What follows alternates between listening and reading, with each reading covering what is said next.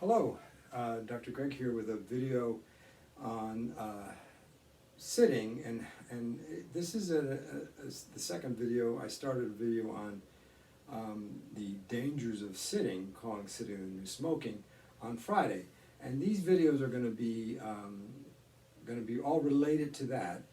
And this Friday I'll wrap things up, and then I'm probably, depending upon how I do, is extend this video series on sitting and posture and everything, which is probably the single most important series of videos I'm going to do.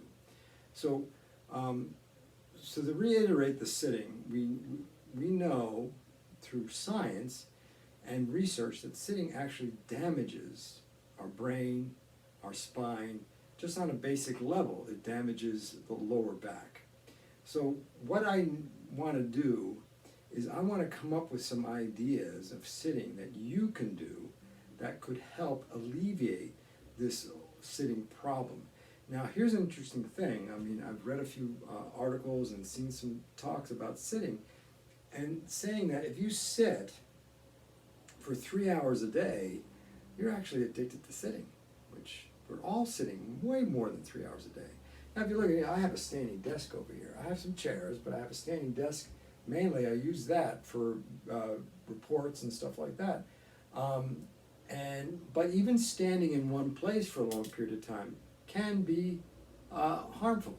So we're going to talk about standing, we're going to talk about sitting, but what I wanted to do today was give you one sitting position that could potentially help. Now, you're not going to be able to do this sitting position for long because we're not used to it, but it's something that our ancestors used to do all the time when they didn't have chairs. Chairs have been around for about 5,000 years. Before that, this is what our ancestors did. They sat on log, but they also sat on the ground, and they sat it this way. So squatting actually has a lot of benefits for our spine, our hips, our knees, our ankles, and our brain, and our upper back. So squatting, which I'm going to demonstrate, is a very positive form of sitting. Now, a lot of cultures squat, and they don't have a lot of back pain, but if you sit a lot, you have a lot of back pain. The other interesting thing about sitting is that it constricts your hips and causes your hips to have degenerative changes in them and a lot of hip pain. Now, I did talk a little bit about what the difference is between back pain, hip pain, and SI joint pain. And we're going to interject that type of information now, but for just today, I want you to just think about squatting. Now, not all of you are going to be able to do this right away, but I'm going to show you a squat. And you see, I have these dress pants on, so I'm just going to lower this down a little bit, like that. And we're going to squat. So your feet, and I'm squatting, just like that. Now, if you don't do this all the time, it's going to start being sore. But what this does, it actually engages all the joints of your lower extremity and your ankles, your feet, because you have to keep balance. It also engages balance, because if I don't have balance, I'm going to fall back. But also, what it does, it actually forces your head up. You can't be like this. It's very uncomfortable.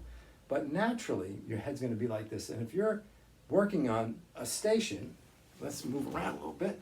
If I'm working on a computer, it's going to be like this. Now, the thing is, you're not going to be able to do this for more than probably 5 minutes because you're not used to it. So the idea is to stand up, to give your legs a break, so that you can actually slowly build into a squat. Now, it is possible to be able to squat for an hour or two without any adverse effects. However, you don't want to do any one position for more than an hour. And within that hour, you probably want to take a little breaks, like stand up for a few minutes and then go back down again. But I'm going to tell you, if you've not squatted before, and if you're my age, in the 60s, it's going to be really hard to do because it's going to cause knee pain, ankle pain, hip pain. So you probably don't want to be aggressive with the squatting at first. You can slowly develop the squatting ability, and all you have to do is, let's move over here, is, you're going to just squat a little bit and come back up again. Squat a little bit and come back up again. And just build the ability of your legs to be able, the muscles in your legs to be able to hold it. There's another thing called a sumo squat, which I'm going to lower this down a little bit like that. Like that.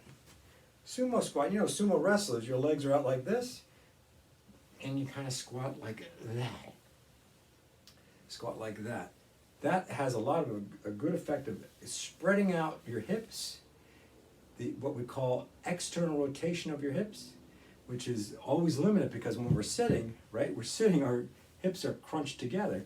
But this is actually spreading them out. And you can add weight here. You can add a dumbbell or a kettlebell or a rock, whatever. And you could actually develop the strength in your legs so that eventually you can squat and do it effectively. But again, you don't want to stay here for more than an hour. You want to get up probably every 20 minutes, and then you can go back down again. That actually causes more strength for your legs. So that's my first tip for sitting this week, and I'll have more later. So this is Greg, Dr. Greg, changing the way you look at health.